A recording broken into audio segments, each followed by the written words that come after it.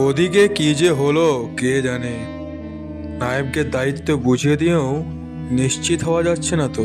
অস্থির হওয়ার কিছু নেই জমিদার মশাই, আপনার পরিকল্পনা মতোই সব কাজ হয়েছে। তাহলে যান নায়েব মশাই, ওই গোপালকে ডেকে পাঠান। ওর 5 বছরের খাজনাটা বাকি আছে যে। আমি এক্ষুনি ডেকে পাঠাচ্ছি কর্তা। কি গোপাল, এবছর তো জমিতে ফসল ভালোই হয়েছে, তাহলে খাজনা দিচ্ছিস না কেন?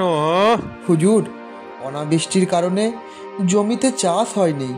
ঘরে যেটুকু সঞ্চয় ছিল তাতে বউ ছেলে নিয়ে কোনো রকমে একবেলা খেয়ে বেঁচে আছি। আমি কিভাবে খাজনা দেব হুজুর? সেটা তো তোর সমস্যা, এতে তো আমার জমির কোনো দোষ নেই। তাহলে খাজনা তো তোকে দিতেই হবে। তাহলে আমাদের বউ বাচ্চা নিয়ে না খেতে পেয়ে মরতে হবে হুজুর। মরতে হলে মরবি, কিন্তু আমি আমার খাজনার একটা কানা করিও ছেড়ে দেব না।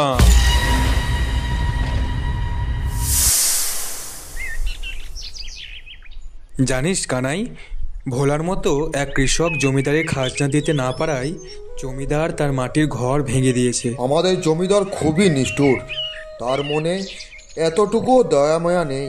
এখন আবার গোপালের পালা, ওকেও কাল জমিদারবাবু ডেকে পাঠিয়েছিলেন। কি জানি কি হবে, তুই কিছু কর কানাই।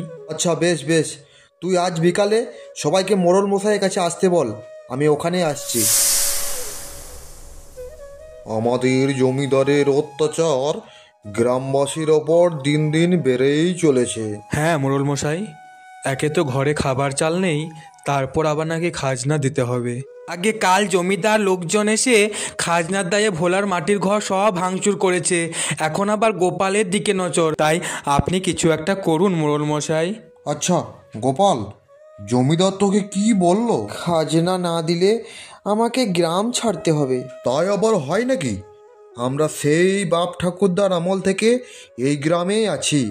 এই গ্রামে আমাদের কত স্মৃতি জড়িয়ে আছে, আর আজ জমিদারের ভয়ে আমাদের গ্রাম ছাড়তে হবে? কি রে কানাই, তুই কি বলিস? হ্যাঁ ঠিকই তো, এর একটা বিহিত করতেই হবে। আমার মনে হয় আমাদের সকলে জমিদারের কাছে যাওয়া দরকার। ওনাকে বুঝিয়ে বললে, জমিদারকে বুঝিয়ে কোনো কাজ হবে বলে মনে হয় না, তবুও একবার গিয়ে দেখা যাক। কি মোড়ল, একেবারে গোটা গ্রামকে নিয়ে হাজির হয়েছো, তা মতলবটা কি? হ্যাঁ আজ্ঞে জমিদার মশাই, এবছর জমিতে চাষ ভালো হয়নি, সারা গ্রামের মানুষ না খেয়ে মরছে। তাই বলছিলাম গোপালের খাজনাটা যদি। না না না না না, ওসব খাজনা টাজনা আমি মুকুব করতে পারবো না। না না জমিদার মশাই, খাজনা মুকুব করতে বলছি না, শুধুমাত্র বাকি রাখুন। পরের বছর ফসল ভালো হলে সব মিটিয়ে দেবে। এবছর গ্রামবাসীর খাজনা বাকি থাকলে পরের বছর সুদ সমেত পাওয়া যাবে, তাতে আমারই তো লাভ।